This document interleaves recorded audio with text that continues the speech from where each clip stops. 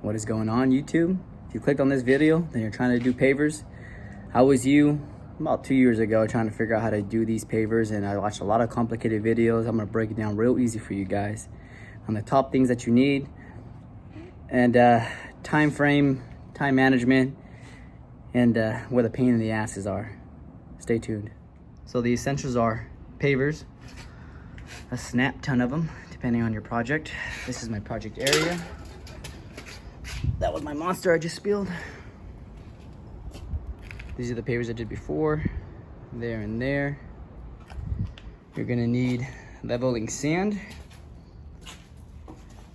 that dried lumber, so that you can make a little kind of level shelf so you can remove the leveling sand. I'll show you guys what that means later. And pressure treated wood to make as a border. You also need paver base, but my ground is pretty damn hard. I'll talk about that more when I start leveling everything out. See you guys in a little bit. All right, now you got the area nice and prepped, somewhat flat, pretty packed. You set a little border, try to even with that. Across here, it goes all the way across. You get a 2x4 to run across here to here and put a level, so make sure it's nice and level from the concrete here, using that guy right there. Next, we're gonna make our little scooper, for lack of better words, to help level out the ground with the leveling sand. Show you guys how that looks like here in a little bit. All right, so those pavers are 1.75 inches thick.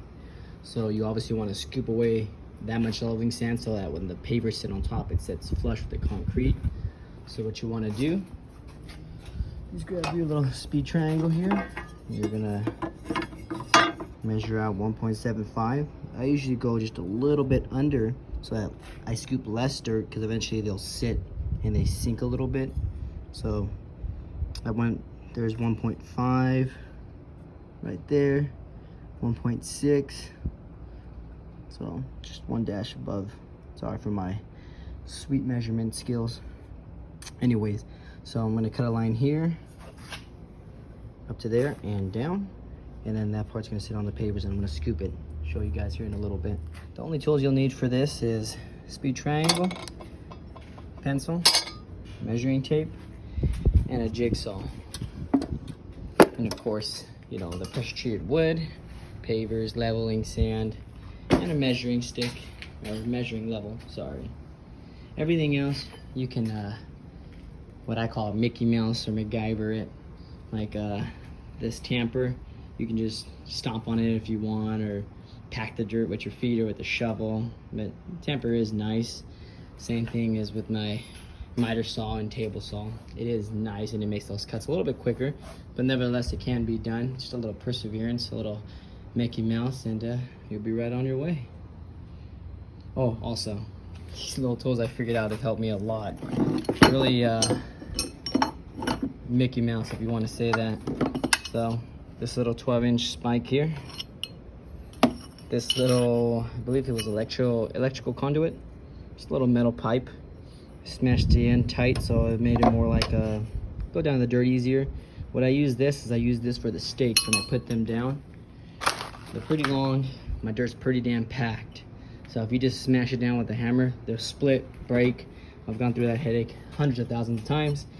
I first go down with this guy, easy. This will not break, chip, or anything.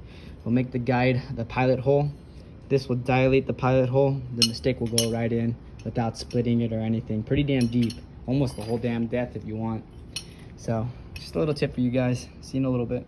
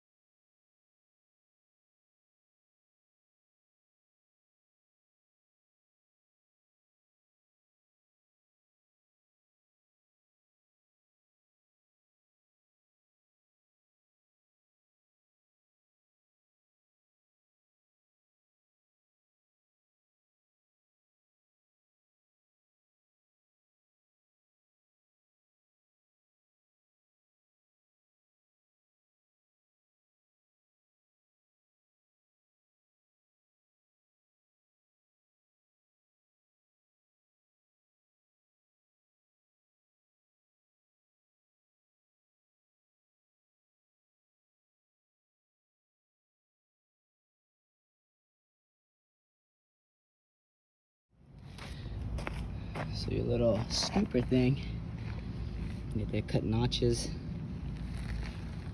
on there. See how it fits just almost flush.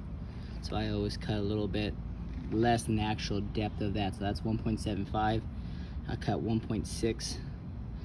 I like to cut a little extra on each side just in case, you know, sometimes this gets a little more snug. So it allows me just to keep going all the way back without having to make any more adjustments to my little level sander thingamajigger. All right, see you guys in a little bit. Sometimes you also gotta improvise. Be good at that, guys. So this is a pretty big fucking section. So I broke it up into halves. Doing this part first. I'll leave that 2x4 here. Add another one at the end. Do the same thing all over again. This wood wasn't long enough, so it's nice and level. As you can see, the little bubble in the middle. Doesn't need to be a permanent fixture, so it just needs to stand up so that when I push downward pressure, it stays upright. And I got this sweet connection here. Don't judge me. Bam, look at that. Home Depot paint swab. Yeah, you know what? It keeps it nice and tight. You can put downward pressure, keeps it even, as you can see. And it works out as a good temporary fixture. See you guys in a little bit. Almost the final product. These are the original ones I put down. These are the new ones. Not too bad. They'll never be perfectly even because concrete on that side is never even, so it's always gonna make it offset a little bit. But for the most part, pretty good. Right over there is the level. See how you cut out the notches. I always cut out a little bit more than I actually need so that I can just shift it back and forth just in case I make it a little tighter of a squeeze in between the woods. Pretty much gonna put one of these pressure treated woods on the edge of this grass here, make a longer version of that level, and do the same thing, sweep it across one by one. All right, fellas, hope this all helped you guys. All right, later.